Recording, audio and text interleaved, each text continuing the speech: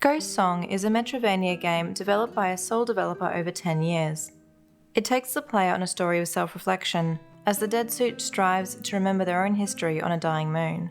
To keep things simple, we'll go through the story first, and then delve into the world of Lorien and the identity of the Deadsuit. So prepare to slip below the surface of a dying star as we take a look at the story of Ghost Song. The story begins with the Deadsuit awakening with no memory of who or what they are. They wander through the world, exploring the tunnels and encountering a number of hostile creatures.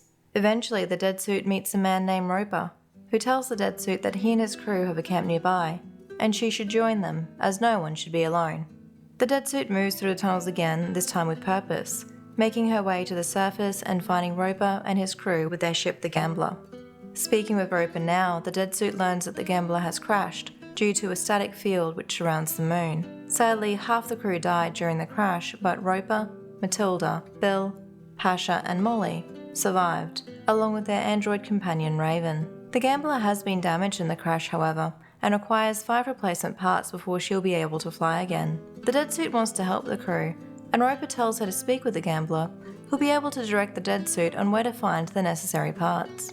Gambler greets the Deadsuit but mistakes her for another spaceship, which the Deadsuit denies. Gambler marks the location of the 5 replacement parts needed on the Deadsuit's map, and after meeting the rest of the crew, the Deadsuit heads out once more to recover the necessary parts. Many parts of the tunnels are difficult to reach, and the Deadsuit will need to make a number of upgrades to their equipment in order to move through the tunnels and reach all the replacement parts. The parts can be collected in any order, though the Deadsuit will need to defeat Kiko the Lost Poet in order to collect the boost boots to allow her to jump higher. She will need to travel into Roslock Drift Alpha to find the ankle spikes to enable her to climb the walls, and collect the Coburn launcher from Blake Stroll in order to break through red crystal walls that block some of the tunnels. The Deadsuit will also meet a number of other special enemies who have been twisted by their time on Lorien, including Henriette, who will twice attack the Deadsuit, wishing to take the suit for herself and study it, recognizing that the player character did not originally own the suit that she wears. As each replacement piece is brought back to Gambler, it is installed by Roper.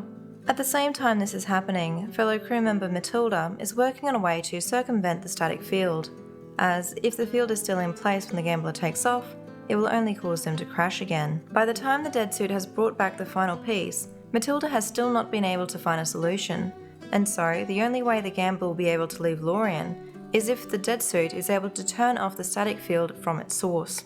The Deadsuit heads off to find the source of the static field, the lab of a being known as Construct. At the entrance to the lab, the Deadsuit sees Saymond, who she has likely spoken to a number of times through her travels. He warns the Deadsuit that Construct will likely kill her, but nonetheless opens the passage to the lab. Saymond also explains that the static field was not designed to interfere with spacecraft. It was only meant to track the ghosts that roam Lorien.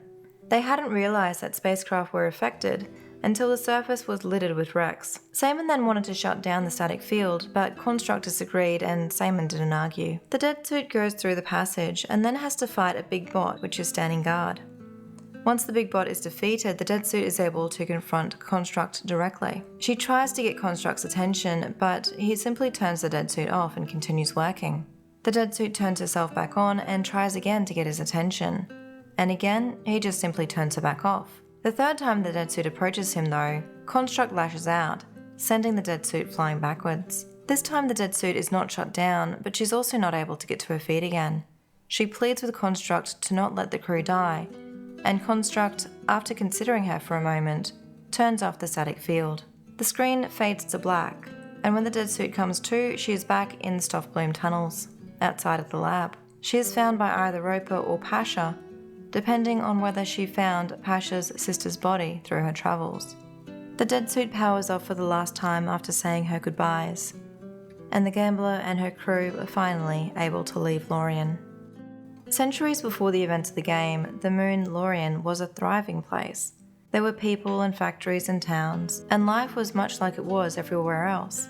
The people lived and died normal lives, but like anywhere there were some who strove to push the bounds of science. Jessico was one such man. He devoted his life to science, spending his wealth and youth to build laboratories, ships and machines. He identified the soul and he found God in the form of the Gorna. the worm that lived in the sun and consumed the souls of Lorien's dead. Jessico, attempting to save the souls of the dead from their fate, devised a plan. He would split himself into 3 parts, 2 of which, Saemond and Construct, would remain on the moon as anchors, and the third, the ghost, would enter the mouth of the worm. The theory being that a soul anchored to the moon could not be consumed, and the attempt to consume it would kill the worm and release the masses of ancient dead. This experiment was partially successful. The worm was not destroyed, but it was injured and unable to consume any more souls, while the ghost part of Jessico remained in the mouth of the worm, the 2 beings locked in a stalemate. The Gorner was not unique to Lorien, and the Saemond part of Jessico worries for the ghosts that leave Lorien to travel to distant stars, for they will inevitably find another Gorner in their distant star and be consumed. There were also unexpected ramifications for injuring Lorien's Gorner. Yes, anyone who dies in Lorien is free, but this caused an imbalance in the eyes of the Gorner's masters, the beings of willful ascension, the rulers of the ghostly realm. These beings destroyed the world, sending the Roslock, Stalkers and Hunters, and wiping out the population of Lorien in an attempt to kill Saemond and Construct and restore Lorien's Gorner. The Deadsuit meets one of these beings of willful ascension, who is going by the name of Relic. Relic gives the Deadsuit a pebble of perspective and tells her to use this on the mountain. If she does, she'll be taken to the cut machine, where Jessico's assistant tells her that this is where Jessico was split into 3 parts. Relic also explained that they had sent Roslock, the Stalkers and the Hunters to Lorien to squash what she calls the rebellion. Their goal was to break Lorien and to keep breaking it until it settles into place. The Roslock arrived on Lorien the day after a parade. They are biologically engineered weapons, created by the beings of willful ascension, bugs that have the ability to infect the living and resurrect the dead. They also have an inbuilt psychic kill switch etched in their brains. A particular thought, when projected correctly by the correct mind, will cause all of them to die. Saemond describes the Roslock as a terror meant to turn the face of man back to their god. On Lorien, the Roslock spread, wiping out the people who lived on the moon, and bringing them back as zombies to continue their campaign of fear and death. In her travels, the Deadsuit may see Saemond by the body of one of the Roslock's victims, named Amanda. Amanda was once a mechanic who worked to send money back to someone important, though Saemond cannot recall if it was a child or husband. Saemond wants the Deadsuit to know that Amanda was vital and clever, though by the time Saemond met her, she was also disoriented. She had wandered too far too near to the tunnels, and the bug scent infected her. As Saemond explains it, the bug scent seeps under the skin and wraps the bones and waits for the end. Then, when the ghost leaves, it takes up what's left behind. It turns bodies to monsters, so after the person dies, the empty flesh rises up and wanders and rages. The empty flesh of Amanda raged for years before finally going still. The Devil Stalkers are the more complicated of the being's creations. They have the capacity to think and feel, and they can communicate. The Deadsuit can also meet one of the Devil Stalkers named Slovenmuck. Slovenmuck has resigned himself to dying. He tells the Deadsuit that his kind had been on Lorien too long, defeated and sulking, and they are dying. Many of his kind throw themselves at Construct at the end, in order to die as they had been told to die, though Slovenmuck prefers to die alone in his sleep. The bounty hunters came too, many at first and then a trickle. Saemond and Construct fought them off, but the bounty offered by the beings of willful ascension remains open, and a few hunters still come each year, which Saemond considers a pointless waste of life. One of these bounty hunters, Devilwink, can confront the Deadsuit and try to eliminate her as an obstacle to the mission to collect the bounty on Saemond. Centuries have now passed since the Gorner was injured, with Saemond and Construct continuing their experiments while fending off the Roslock, Stalkers and Hunters. Saemond and Construct remain dedicated to their goals of preserving the dead and defeating the Gorner, though it appears Construct is more devoted to this mission, ceaseless in his work, while Saemond takes the time to reflect on the past and mourn, to some degree, the death and destruction that has occurred. Saemond also took the time to invent the flower gun, which is quite charming.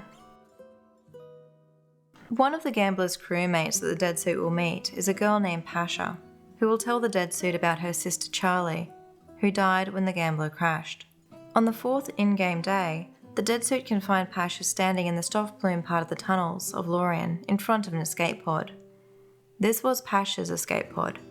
She explains that when the gambler went down, she and Charlie had been in hydroponics, sitting together in a little nook by the tomatoes. Charlie had been telling Pasha about a book she had borrowed from Matilda, about homesteaders on a rough eco-world, where most of the colony had died the first winter from a virus, and so there was only just one family left, and they had a horse. While they sat talking, the lights began to flicker, and though Charlie asked Gambler what was happening, she didn't respond. The walls and ceiling were moving as the metal bent and groaned. Charlie had Pasha get into one of the escape pods in hydroponics, and Charlie got into the other one. Pasha's escape pod landed here in Stoffblume, while Charlie's landed in the mountains. 3 other crew members, Triss, Astrid, and Herschel, also took escape pods. Of those who fled the gambler in the escape pods, only Pasha survived. The gambler tracked each of the escape pods and she listened as one by one, Triss, Astrid, Herschel, and Charlie died. The events of the game take place about a month after the gambler went down, when the Deadsuit awoke with something new inside it. While never explicitly confirmed, it is evident that what awoke within the Deadsuit was the ghost of Charlie, but a Charlie who had no memories, at least none that she's able to immediately access. It appears though that Charlie does subconsciously remember things. When talking to the crew member, Molly, about Molly's desire to create sculptures, Charlie suggests that she makes a horse sculpture. The Deadsuit describes the horse as being a workhorse on an eco-world, but everyone had died of a plague or a virus, so only the horse is left. It seems that Charlie on some level remembers the story that she had told Pasha before the gambler went down, as this conversation with Molly can happen regardless of whether the Deadsuit met Pasha in Stoffblume. The Deadsuit will also recognise Charlie when they come across her in her escape pod in the mountains. You were Charlie.